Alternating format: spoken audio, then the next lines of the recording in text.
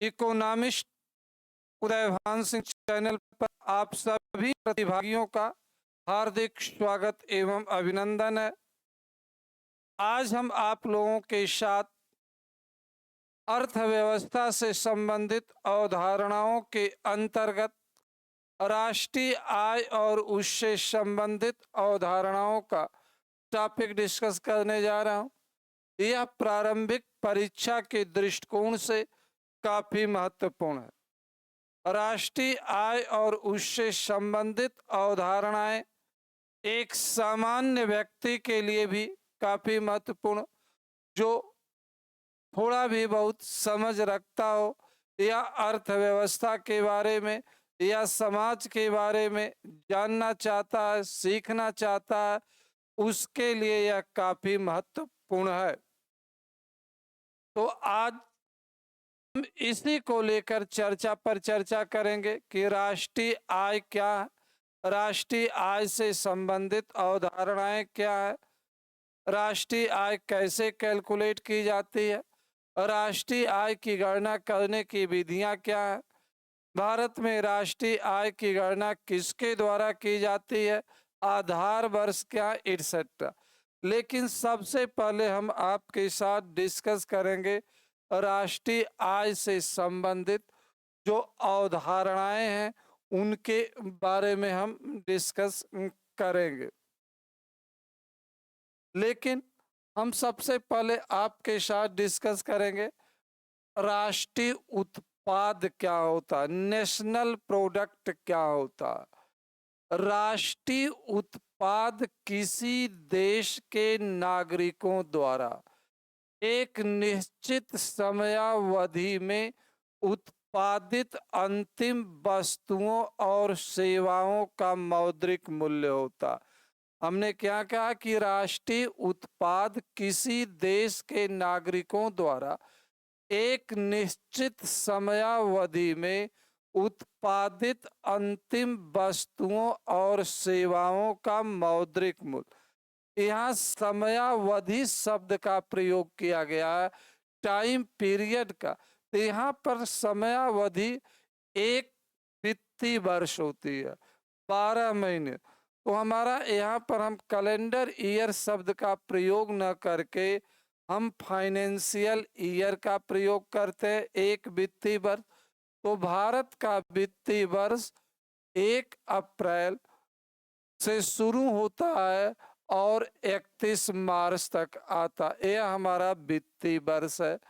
तो इस उत्पादित अंतिम वस्तुएं, अंतिम वस्तु का मतलब होता है कि वस्तु पूरी तरह से बनकर तैयार हो चुकी हो, जिसे उपभोक्ता यूज करने की स्थिति में हो।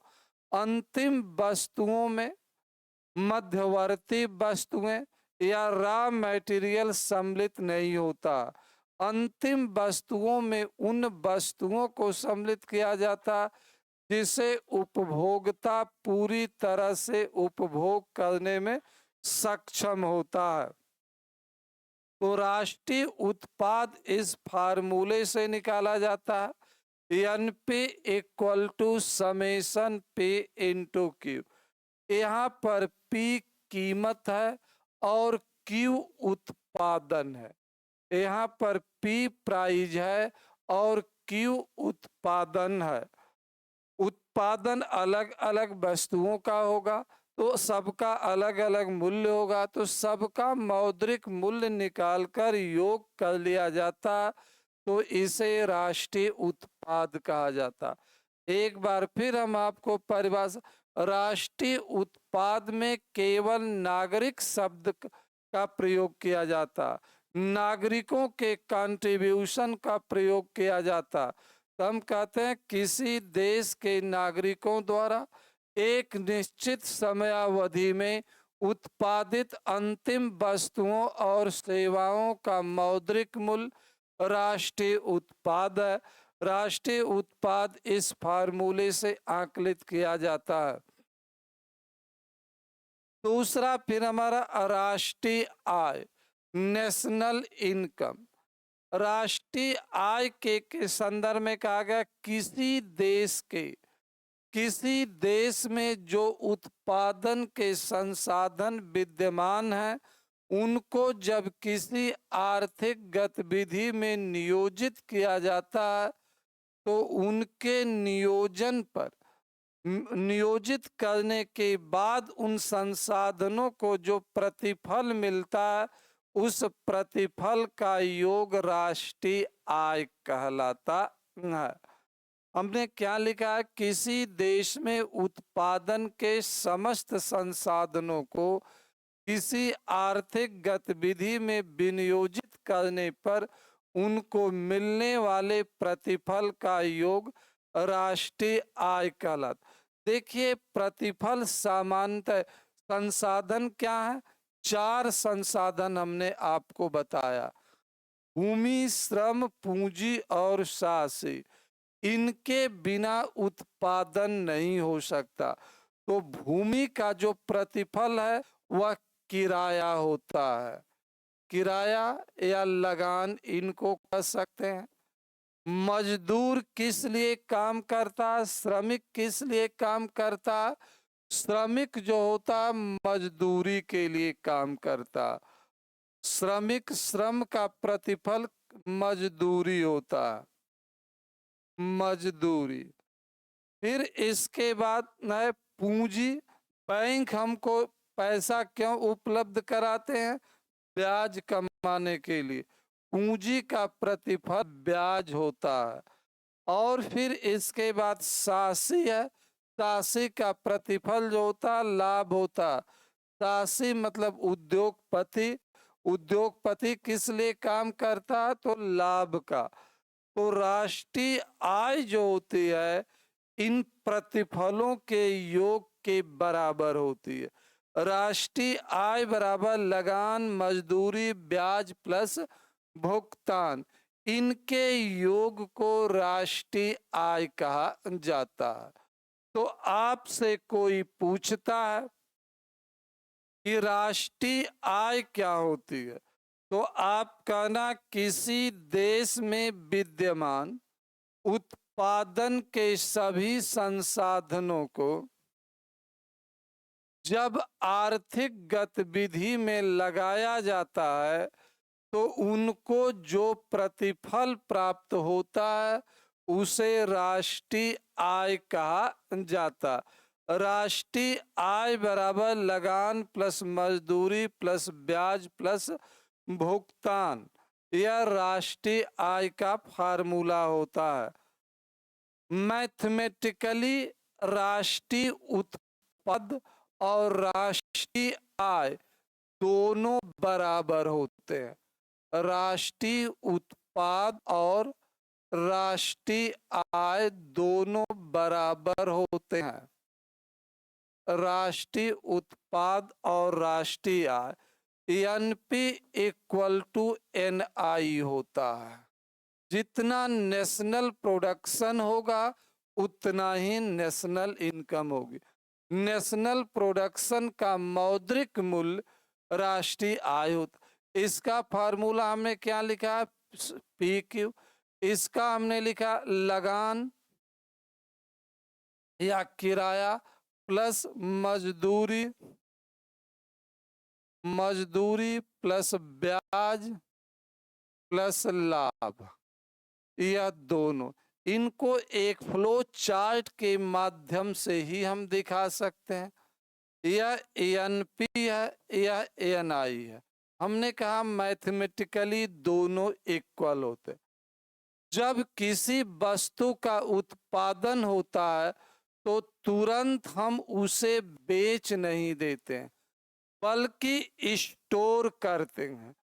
इसलिए कहा जाता है कि NP is related to stock. NP क्या है? स्टॉक है। एनपी क्वांटिटेटिव अप्रोच है, मात्रात्मक अवधारणा। हम दिखा रहे हैं यहाँ वस्तुएं आकर स्टोर हो रही हैं। जब उत्पाद को बेच करके पैसा प्राप्त किया जाता है तो इसी पैसा से हम रेंट भी देते हैं, श्रमिकों की मजदूरी देते हैं, ब्याज देते हैं। तो इस तरह से आयोग दिखाते हैं। एनपी को हम कहते हैं एनआई को फ्लो और एनआई को गुणात्मक अवधारणा मानते हैं। NP is related to stock and NI is related to flow. NP एक मात्रात्मक अवधारणा, NP is a quantitative approach but NI is a qualitative approach.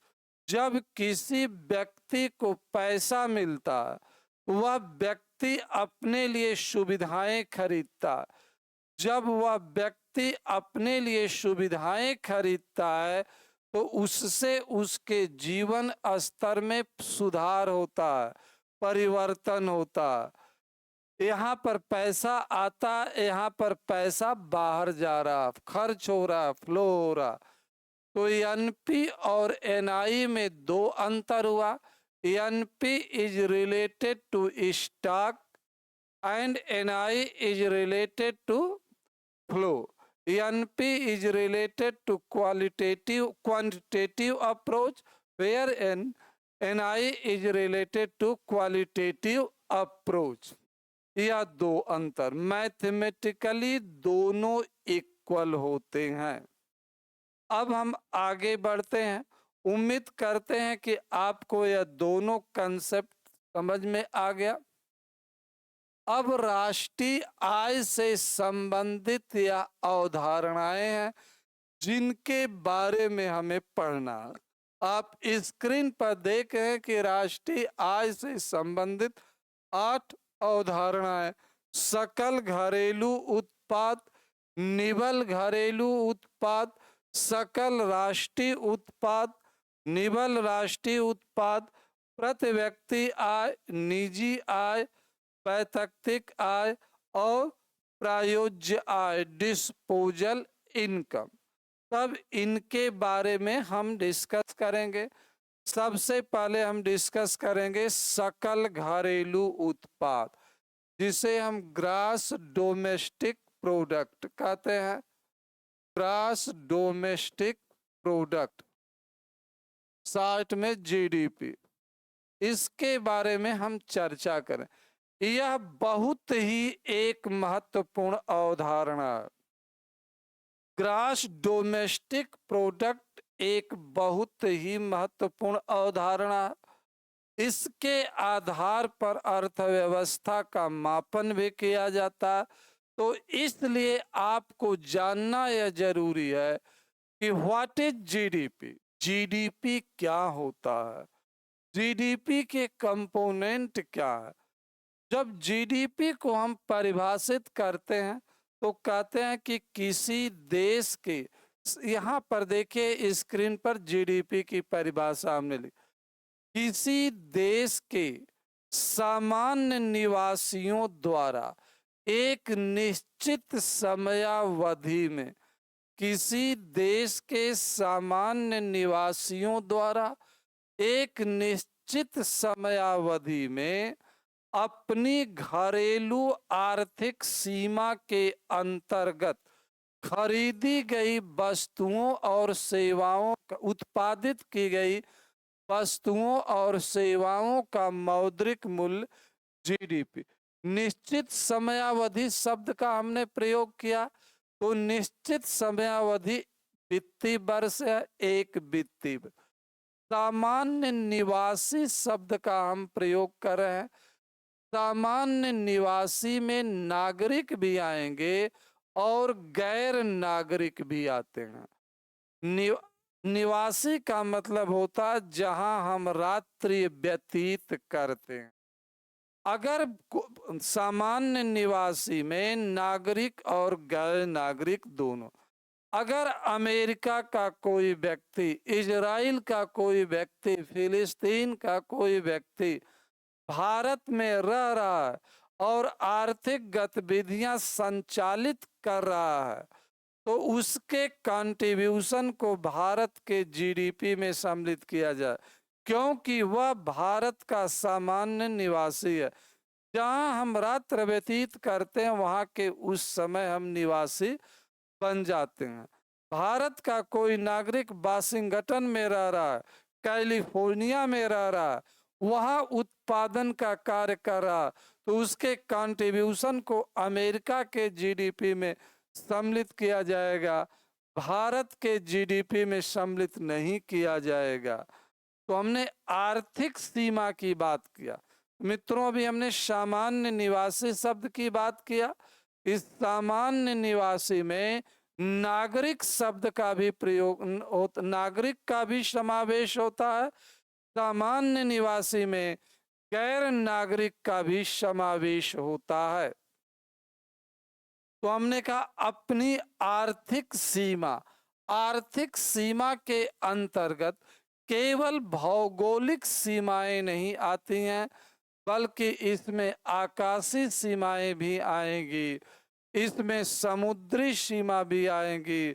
मतलब इसमें स्थल, जल और नभ तीनों सीमाएं आती हैं, जहां तक हम अपनी आर्थिक गतिविधियां संचालित कर सकते हैं, जहां तक हमारे आर्थिक हित होते हैं, उन सब को हम इसमें सम्मिलित करते हैं।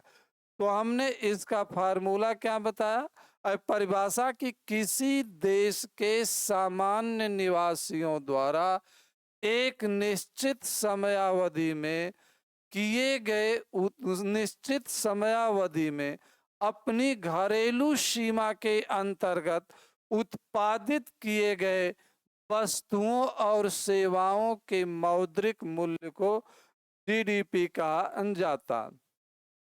देखिए, सामान्य तौर पर जीडीपी का formula summation P into Q होता है।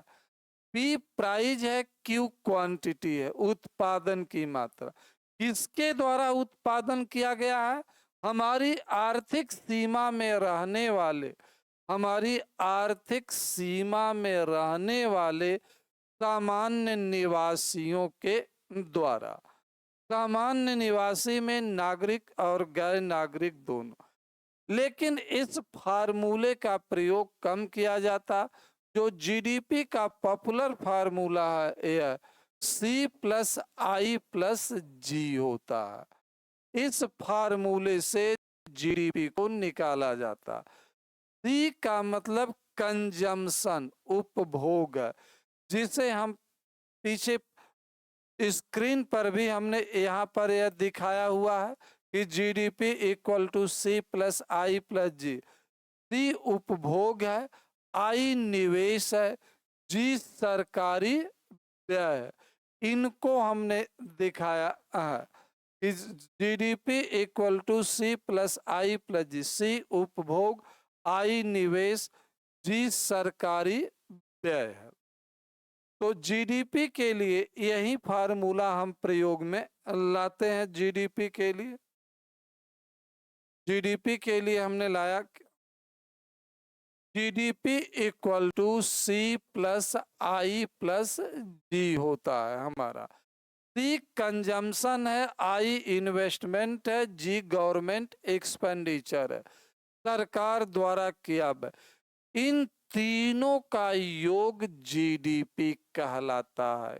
क्लियर हुआ?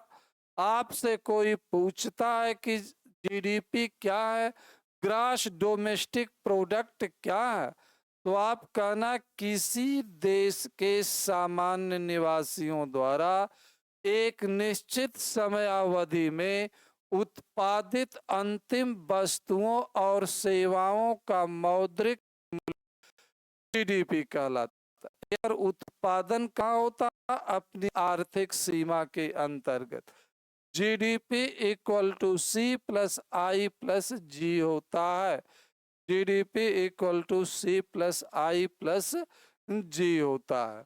ये अब जीडीपी का मान ही अर्थव्यवस्था के आकार को व्यक्त करता।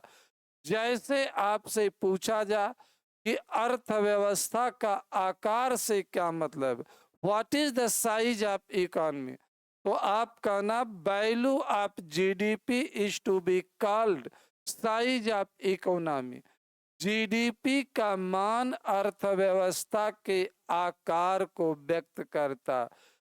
Value of GDP is to be called size of economy value of GDP is to be called size of economy। अगर जीडीपी का मान अधिक है तो अर्थव्यवस्था का आकार बड़ा होगा, जीडीपी का मान कम है तो अर्थव्यवस्था का आकार छोटा होगा। भारत सरकार टारगेट फिक्स की हुई है कि 2024-25 तक 25 मार्च तक भारतीय अर्थव्यवस्था का आकार $5 ट्रिलियन हो जाएगा। भारतीय अर्थव्यवस्था 5 खरब डॉलर के समतुल्य हो जाएगी। यह हम भारतीय अर्थव्यवस्था के आकार की बात, आकार के आधार पर ही अर्थव्यवस्था के आकार के आधार पर ही विभिन्न देशों की पोजीशन निर्धारित हो रही। जैसे वर्तमान में कहा जा रहा कि परंपरागत आधार पर भारतीय अर्थव्यवस्था विश्व की 5वीं बड़ी अर्थव्यवस्था। भारत सरकार ने आने वाले कुछ वर्षों में भारत को तीसरी बड़ी अर्थव्यवस्था बनाने का लक्ष्य निर्धारित किया है।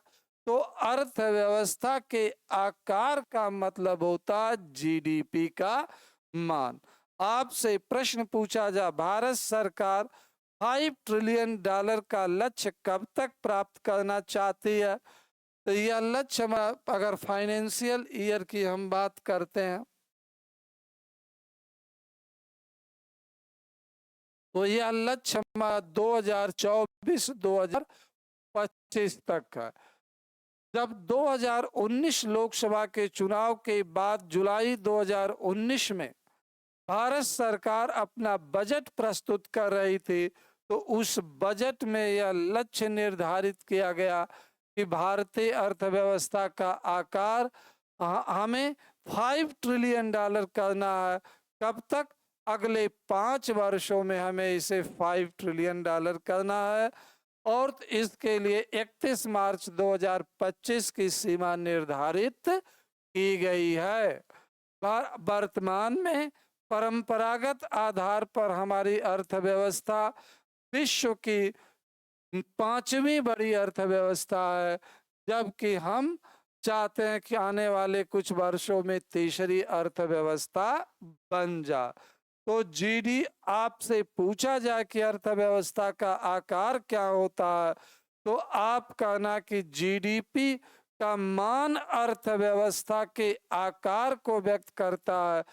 Size of economy is to be called value of GDP is to be called size of economy. Size of economy tells us about value of GDP.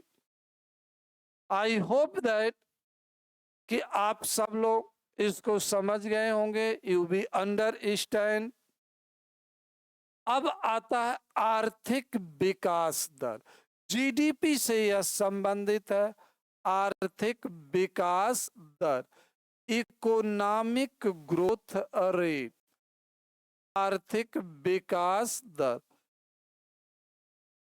EDR, economic development.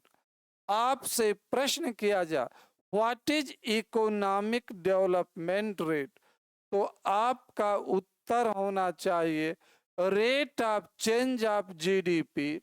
Rate of change of GDP is to be called economic development rate. GDP में परिवर्तन की दर आर्थिक विकास दर कहलाती है। What is economic development rate? Economic development rate means rate of GDP is to be called economic development rate।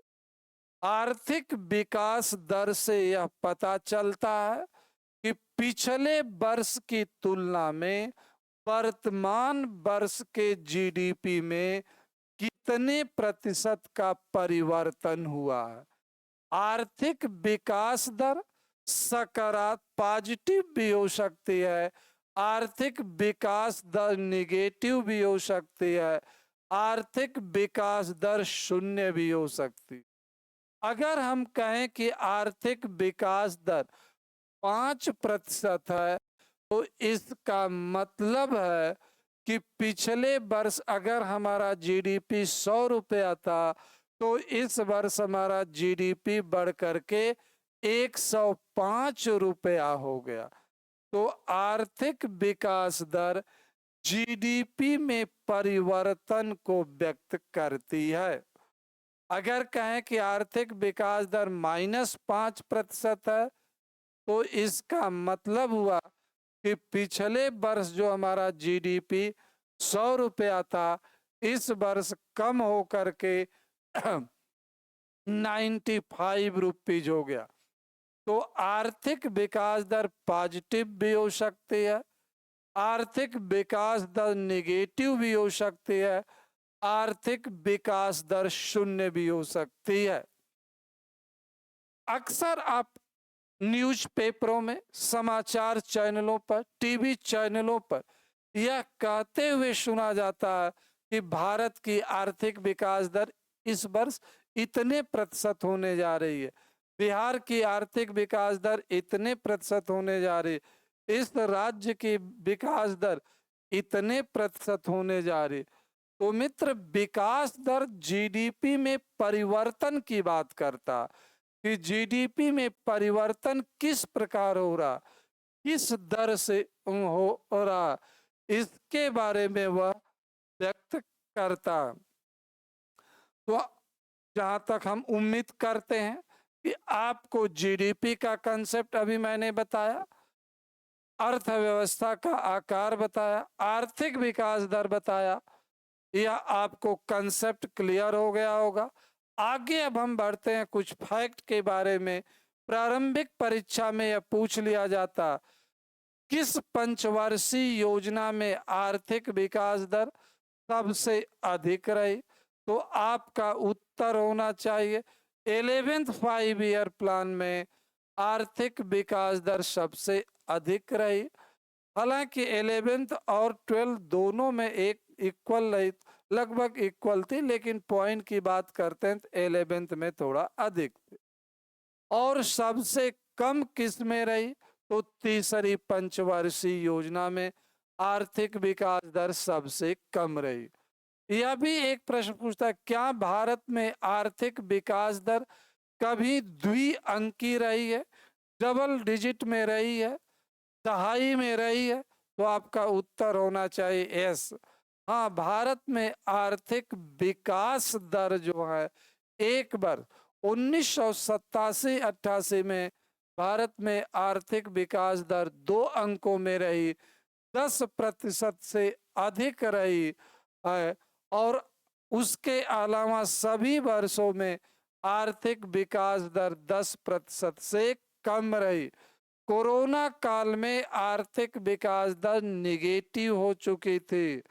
2020-21 में आर्थिक विकास दर नकारात्मक भी हो गई थी। तो भारत में आर्थिक विकास दर पॉजिटिव ही सामान्यतया रही है, लेकिन कोरोना काल के दौरान आर्थिक विकास दर निगेटिव हो गई थी। तो अभी हमने आपको जीडीपी के बारे में बताया, अब आगे हमें डिस्कस करना है आपके साथ एनडीपी के बारे में हमें डिस्कस करना, निवल घरेलू उत्पाद, नेट डोमेस्टिक प्रोडक्ट एनडीपी के बारे में डिस्कस करना। आप स्क्रीन पर देख रहे हो, इसकी परिभाषा मैंने लिखा है कि निवल घरेलू उत्पाद से आशय, निवल घरेलू उत्पाद से आशय आशय किसी देश के सामान्य निवासियों द्वारा एक लेखा वर्ष में, एक निश्चित वर्ष में सामान्य निवासियों द्वारा उत्पादित अंतिम वस्तुओं एवं सेवाओं का शुद्ध मौद्रिक मूल्य होता। सामान्य शब्दों में कहें तो आप कह सकते हैं कि एनडीपी जीडीपी और डिप्रिसिएशन का अंतर होता। जब जीडीपी में से डिप्रिसिएशन को माइनस कर देते हैं तब हमें क्या मिलता है? एनडीपी मिलता। तो आप कह सकते हो कि निबल घरेलू उत्पाद, निबल घरेलू उत्पाद, सकल घरेलू उत्पाद और मूल्य ह्रास का अंतर होता। जीडीपी माइनस डिप्रिसिएशन, तो जीडीपी का हमने फार्मूला लिखा है C+I+G। इसमें से मूल्य ह्रास को जब माइनस करते हैं तब हमें क्या मिलता है? जीडीपी मिलता। अंडरस्टूड। आप प्रश्न कर सकते हो कि व्हाट इज डिप्रिसिएशन, मूल्य ह्रास क्या होता है? तो आपका उत्तर होना चाहिए कि मूल्य किसी वस्तु को जब प्रयोग में हम करते हैं तो प्रयोग में लाए जाने के कारण उसकी जीवन में, उसकी गुणवत्ता में गिरावट आती है, तो इसी को जो है मूल्य ह्रास कहा जाता है, इसी को डिप्रिसिएशन कहा जाता है। क्लियर हुआ? तो जीडीपी में से डिप्रिसिएशन को घटा देंगे तो एनडीपी मिलता। प्रारंभिक परीक्षा में बहुत सिंपल क्वेश्चन यहाँ से पूछे जाते हैं। कभी कभी यह पूछ लिया जाता, what is the difference between GDP and NDP? तो आप यही कहना कि जीडीपी और एनडीपी में अंतर केवल डिप्रिसिएशन का होता है। जीडीपी में डिप्रिसिएशन सम्मिलित होता है जबकि एनडीपी में सम्मिलित नहीं होता है। अंडरस्टूड। तो अभी हम दूसरा कंसेप्ट आपको बताए कि एनडीपी क्या होता। अब हम आगे बढ़ते हैं अगले कंसेप्ट पर जो हमारा है जीएनपी, सकल राष्ट्रीय उत्पाद, ग्रॉस नेशनल प्रोडक्ट। सकल राष्ट्रीय उत्पाद, ग्रॉस नेशनल प्रोडक्ट। देखिए, सकल राष्ट्रीय उत्पाद एक व्यापक अवधारणा है। सकल राष्ट्रीय उत्पाद में हम अपनी आर्थिक सीमा के बाहर की गतिविधियों को भी हम सम्मिलित करते हैं। हमने क्या लिखा?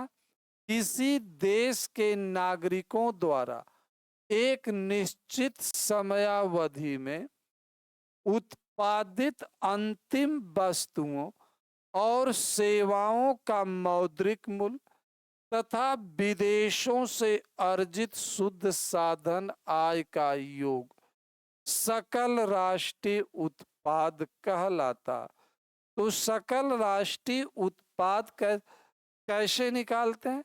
सकल घरेलू उत्पाद प्लस विदेशों से अर्जित शुद्ध साधन आय। देखिए, जीएनपी इक्वल टू लिखा जाता GDP plus X minus F. यह क्या है? विदेशों से अर्जित शुद्ध आय। जब यक्स को हम डिफाइन करते हैं तो कहते हैं कि यक्स निर्यात से प्राप्त आय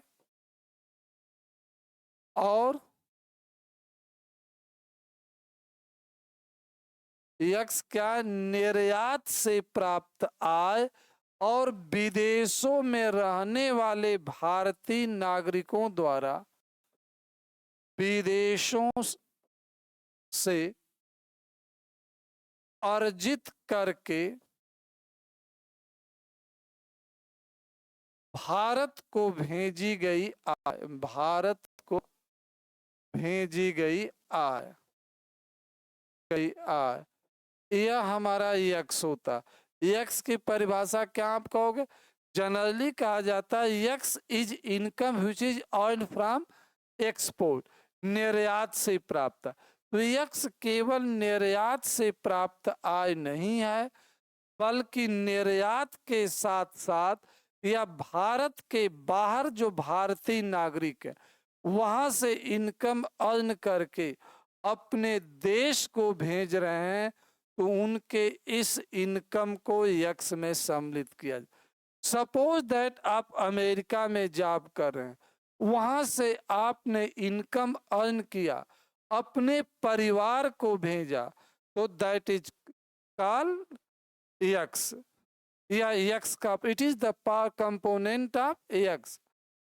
क्लियर हुआ? तो यक्स निर्यात से प्राप्त आय और विदेशों में रहने वाले भारतीय नागरिकों द्वारा भारत में भेजी गए।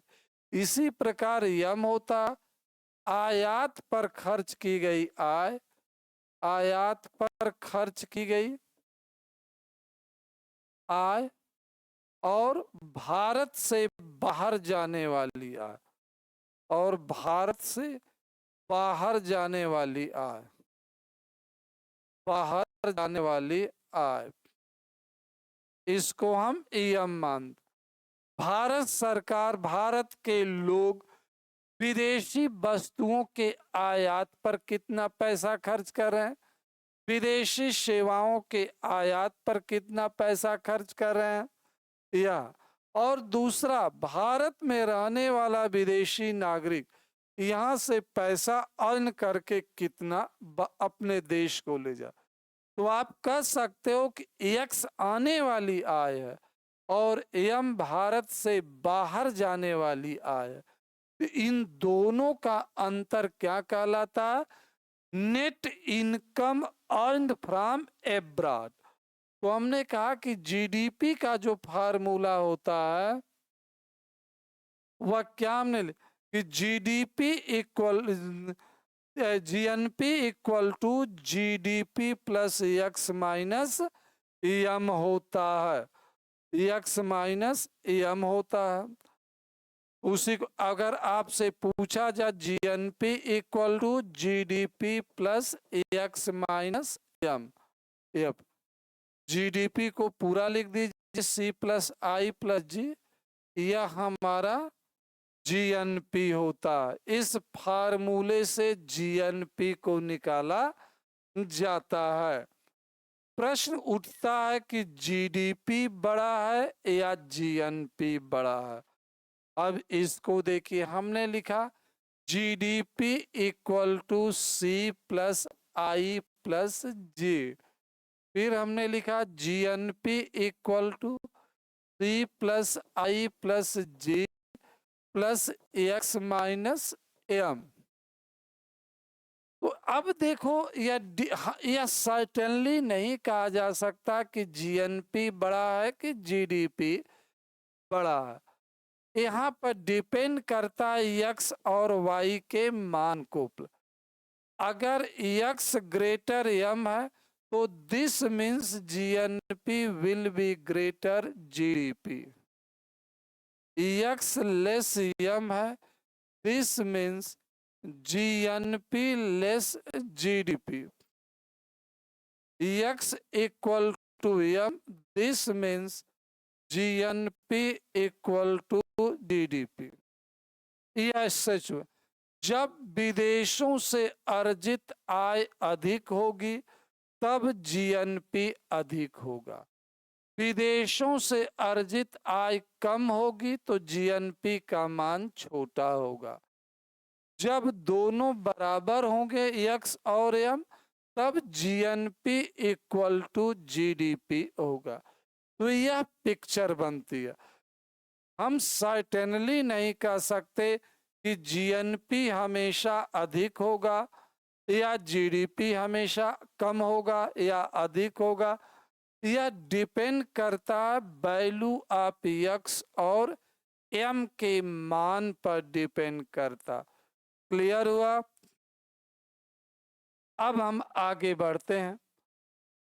जहां तक भारत का संबंध है तो 1972-73 और 1976-77 दो वर्षों को छोड़कर हमारा जीडीपी हमेशा जीएनपी से कम, हमारा जीडीपी जो होता है जीडीपी से अधिक होता है हमारा, क्योंकि विदेशों से अर्जित आय कम आती है, भारत में जाती अधिक है। Net income earn from abroad Bharat में हमेशा निगेटिव होता चला आया है। भारत में net income earn from abroad negative चला आया, यहाँ पर वह जो है अधिक रहा है 2 वर्ष। These 2 years are to be called 2 golden year of Indian economy. इन 2 वर्षों को भारतीय अर्थव्यवस्था के 2 सुनहरे वर्ष कहे जाते हैं। Clear, understood, any questions?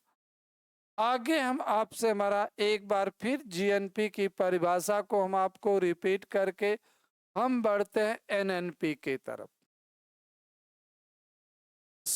आपसे पूछा जाए जीएनपी क्या है, तो आप कहना किसी देश के नागरिकों द्वारा एक निश्चित समयावधि में उत्पादित अंतिम वस्तुओं और सेवाओं का मौद्रिक मूल्य किसी देश के नागरिकों द्वारा एक निश्चित समयावधि में उत्पादित अंतिम वस्तुओं और सेवाओं के मौद्रिक मूल्य तथा विदेशों से अर्जित शुद्ध साधन आय का योग क्या कहलाता? शुद्ध साधन आय का योग जीएनपी कहलाता। GNP equal to GDP plus X minus M. अब हम आगे बढ़ते हैं एनएनपी। अब आगे हमें डिस्कस करना निबल राष्ट्रीय उत्पाद। जिस तरह से कुछ देर पहले हमने आपको बताया कि NNP NDP equal to GDP minus depreciation, उसी प्रकार यहाँ पर भी है NNP equal to GDP GNP minus depreciation. NNP का हम फार्मूला लिखते हैं GNP minus depreciation, C plus I plus G minus plus X minus M depreciation. जब जीएनपी में से डिप्रिसिएशन को माइनस कर दिया जाता तो एनएनपी मिलता, नेट नेशनल प्रोडक्ट। इसको हम शुद्ध राष्ट्रीय उत्पाद भी कहते हैं। शुद्ध राष्ट्रीय उत्पाद और राष्ट्रीय आय दोनों बराबर होती है। एनएनपी में परिवर्तन की दर आर्थिक समृद्धि दर कहलाती है। इसी से रिलेटेड एक वर्ड है आर्थिक समृद्धि दर, समृद्धि दर, इकोनॉमिक ग्रोथ रेट।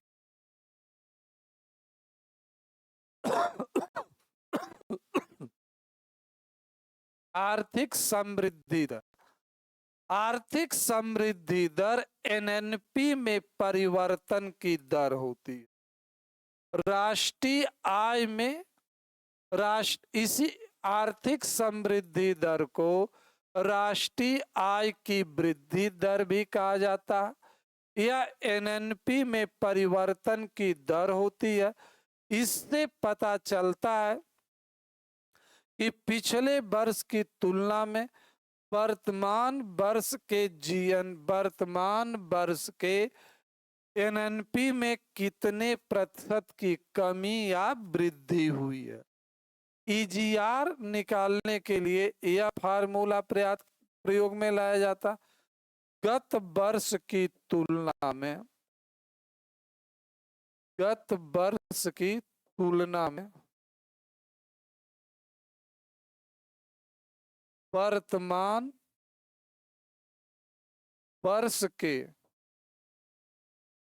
एनएनपी में कमी या वृद्धि अपान गत वर्ष का एनएनपी, गत वर्ष का एनएनपी इनटू 100। इस फार्मूले से ईजीआर निकाला जाता। 100 से मल्टीप्लाई इसलिए किया जाता है कि वृद्धि दर को प्रतिशत में व्यक्त किया जाता है। तो आपसे पूछा जाए आर्थिक समृद्धि दर और आर्थिक विकास दर में अंतर क्या, तो आप कहना कि आर्थिक समृद्धि दर एनएनपी में परिवर्तन की दर होती है, आर्थिक विकास दर जीडीपी में परिवर्तन की दर होती है। आर्थिक समृद्धि दर एनएनपी में परिवर्तन की दर होती है और आर्थिक विकास दर जीडीपी में परिवर्तन की दर होती है। क्लियर हुआ? आगे हम बढ़ते हैं। हाँ, एक पॉइंट और आपसे पूछा जाए जीएनपी और जीडीपी में क्या अंतर है, तो आपका उत्तर होना चाहिए कि जीएनपी में विदेशों से earn income, income net income earn from abroad सम्मिलित नहीं होती है जीडीपी में या और जीएनपी में सम्मिलित होती। अंतर केवल net income earn from abroad होता है। तब आगे अब हम डिस्कस करेंगे प्रति व्यक्ति आय की बात हम करते हैं, पर कैपिटा इनकम की बात करते हैं। What is per capita income? प्रति व्यक्ति आय किसी देश के किसी भी देश की एक निश्चित समयावधि में राष्ट्रीय आय और उस वर्ष की जनसंख्या का अनुपात होती है। प्रति व्यक्ति आय पर कैपिटा इनकम राष्ट्रीय आय और कुल जनसंख्या का अनुपात होती है। इस फार्मूले से प्रति व्यक्ति आय निकल, जब राष्ट्रीय आय अधिक है तब प्रति व्यक्ति आय अधिक होगी, या राष्ट्रीय आय स्थिर है जनसंख्या में गिरावट आ गई तो प्रति व्यक्ति आय बढ़ जाएगी।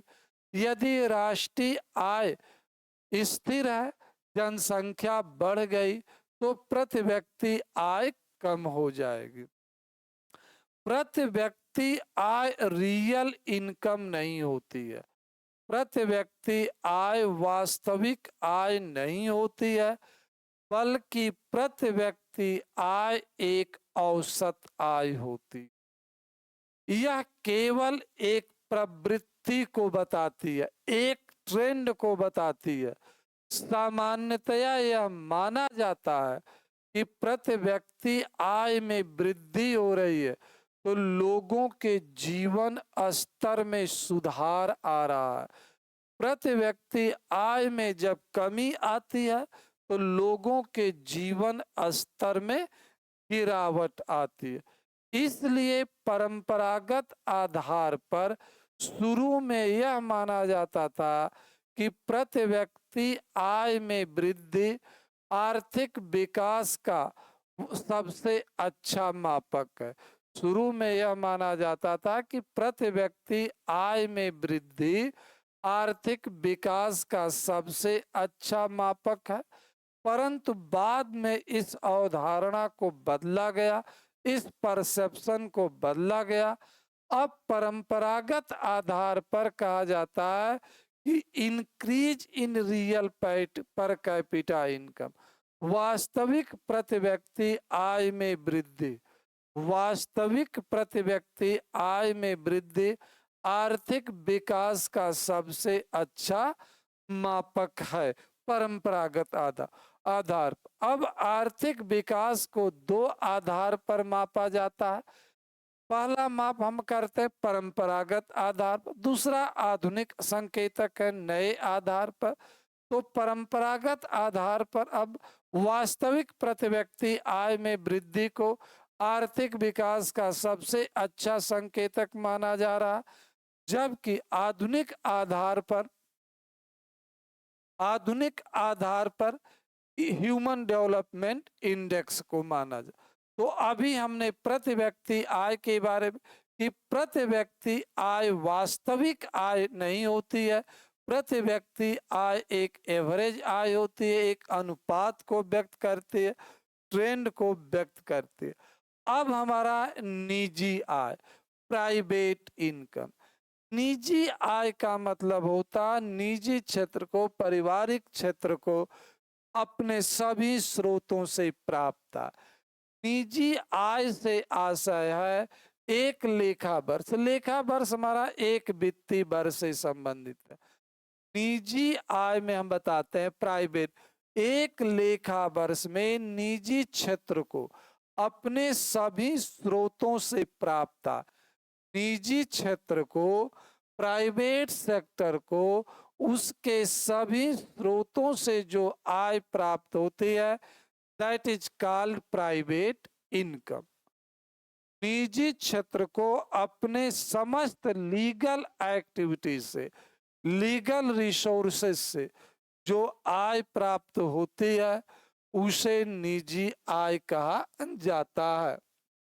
निजी आय बराबर होता है निजी क्षेत्र को अपने स्रोतों से प्राप्त आय, घरेलू सरकार से प्राप्त सहायता और शेष विश्व से प्राप्त सहायता। निजी क्षेत्र अपने इकोनॉमिक एक्टिविटी से जो आय अर्जित करा हुआ, उसमें घरेलू सरकार मतलब स्थानीय सरकार हो या राज्य सरकार हो या केंद्र सरकार हो, जो प्राइवेट सेक्टर को डायरेक्टली या इनडायरेक्टली असिस्टेंस प्रोवाइड करती हैं, सब्सिडी देती हैं, ब्याज में छूट देती हैं, रियायती दर पर बिजली उपलब्ध, उन सब का योग इसमें सम्मिलित होता। शेष विश्व से सहायता, विश्व बैंक भी निजी क्षेत्र को पर्याप्त मात्रा में ऋण उपलब्ध कराता देता है, कंसेशनल ऋण देता है, तकनीक देती है, उसको यहाँ पर हम सम्मिलित करते हैं। शेष विश्व से प्राप्त सहायता, राष्ट्रीय ऋण पर ब्याज या विदेशों से प्राप्त शुद्ध साधन, इन सब का योग जो होता है वह क्या कहलाता है? निजी आय कहलाता है, प्राइवेट इनकम।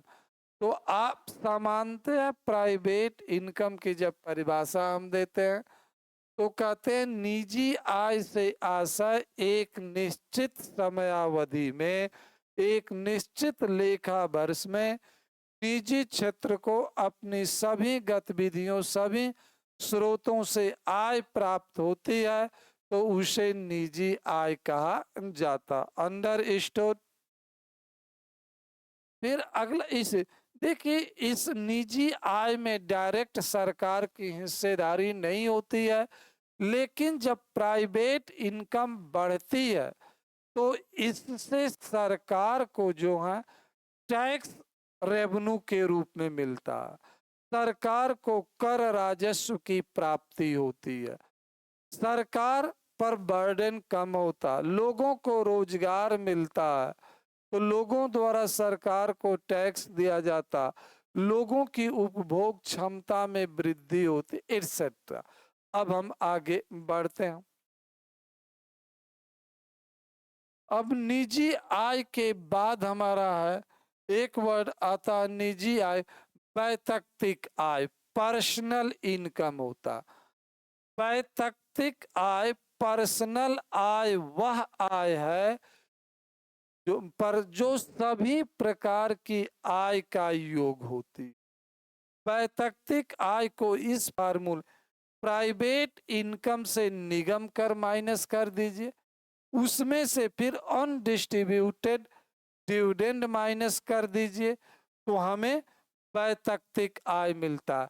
पर्सनल इनकम क्या? वैयक्तिक आय वह आय है जो सब लोगों की सभी प्रकार की आयों का योग करने पर प्राप्त होती है।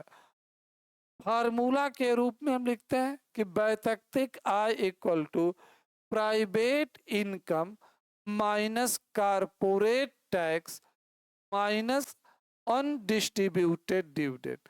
यहाँ पर आप प्रश्न करोगे कि कारपोरेट टैक्स क्या होता है, निगम कर क्या होता? निगम कर एक डायरेक्ट कर टैक्स है जो सेंटर गवर्नमेंट द्वारा लगाया जाता। भारत में काम करने वाली सभी कंपनियों पर लगाया जाता, चाहे वह सरकारी कंपनी हो या प्राइवेट कंपनी। ऐसे कर को निगम कर कहा जाता है, जो कंपनियों के शुद्ध लाभ पर लगाया जाता। कंपनियों के शुद्ध लाभ पर लगने वाला टैक्स निगम कर कहलाता। यह घाटा में चलने वाली कंपनियों पर नहीं लगता। निगम कर केंद्र सरकार द्वारा इम्पोज किया जाता। राज्य सरकारें निगम कर इम्पोज नहीं कर सकती। तो वैयक्तिक आय में निकालने के लिए सबसे पहले हम प्राइवेट इनकम कैलकुलेट करते हैं। प्राइवेट इनकम से कारपोरेट टैक्स और अनडिस्ट्रीब्यूटेड डिविडेंड को माइनस कर देते हैं, तो हमें यह पर्सनल इनकम मिलता है। क्लियर हुआ? या फिर हमने कहा अवितरित डिविडेंड शब्द का प्रयोग, अवितरित आय का, लाभांश शब्द का प्रयोग हमने किया। जब किसी कंपनी को लाभ होता है तो कंपनी अपने लाभ का एक हिस्सा शेयर धारकों को प्रदान करती है। जब किसी कंपनी को लाभ होता है तो कंपनी अपने लाभ का एक हिस्सा शेयर धारकों को प्रदान करती है, जिसे लाभांश कहा जाता। कंपनी लाभांश देने की घोषणा कर दिया हो, परंतु इसे अपने शेयर धारकों में वितरित नहीं किया हो, तो इसे अवितरित आय या अवितरित लाभांश कहा जाएगा। तो प्राइवेट इनकम से निगम कर और अवितरित आय या अवितरित लाभांश को घटाते हैं, तब हमें मिलता है वैयक्तिक आय मिलता। अब इसके बाद अगला कंसेप्ट हमारा है डिस्पोजल इनकम, प्रायोज्य आय। प्रायोज्य आय वह आय है जो सभी प्रकार के करों को चुकता करने के बाद बचती है, जिससे व्यक्ति उपभोग करने पर स्वतंत्र होता। Such income is to be called disposal income। ऐसी आय डिस्पोजल इनकम कहलाती है जिसे कोई व्यक्ति अपनी इच्छा अनुसार खर्च करने के लिए स्वतंत्र होता है। उस पर किसी भी प्रकार की कोई सरकारी देनदारी नहीं होती है। सभी करों को मुख्य रूप से कर संबंधी देयता नहीं होती है, वह चुकता कर चुका। प्रायोज्य आय का फार्मूला उपभोग प्लस बचत, या हम इसको कंज्यूम करें या सेव करें। हमारा दूसरा फार्मूला व्यक्तिगत आय माइनस वैयक्तिक आय में से प्रत्यक्ष कर घटाते हैं और सब्सिडी को जोड़ देते हैं। सरकार से जो सहायता मिलती है उसको जोड़ देते हैं। तो यह हमने आपको बताया डिस्पोजल इनकम। प्रायोज्य आय वह आय है जो सभी प्रकार के करों को चुकता करने के बाद बचती है, जिसे उपभोग करने के लिए व्यक्ति स्वतंत्र होता है। अंडरस्टूड? तो मित्रों, अभी हमने आपके साथ चर्चा पर चर्चा किया राष्ट्रीय उत्पाद, राष्ट्रीय आय और राष्ट्रीय आय से संबंधित अवधारणा। यह प्रारंभिक परीक्षा और मुख्य रूप से प्रारंभिक परीक्षा के लिए ही यह कंसेप्ट महत्वपूर्ण है। यह जो है प्रारंभिक परीक्षा के लिए ही यह कंसेप्ट मुख्य रूप से महत्वपूर्ण है। यहाँ से अक्सर प्रारंभिक परीक्षा में प्रश्न पूछे जाते हैं। हम उम्मीद करते हैं कि आपको समझ में आए। इसके लिए मेरी पुस्तक भारतीय अर्थव्यवस्था प्रश्नोत्तर रूप का भी आप अध्ययन करिए, जो आपके लिए काफी महत्वपूर्ण है। उम्मीद करते हैं कि आपको टॉपिक समझ में आ गया होगा। बहुत बहुत धन्यवाद, शुभकामनाएं, स्वस्थ रहिए, मस्त रहिए। आपसे एक बार पुनः आग्रह कि आप economist doctor economist Udaybhan Singh channel को सब्सक्राइब करें, लाइक करें और इसके बारे में दूसरे को बताएं। बहुत बहुत धन्यवाद, शुभकामनाएं।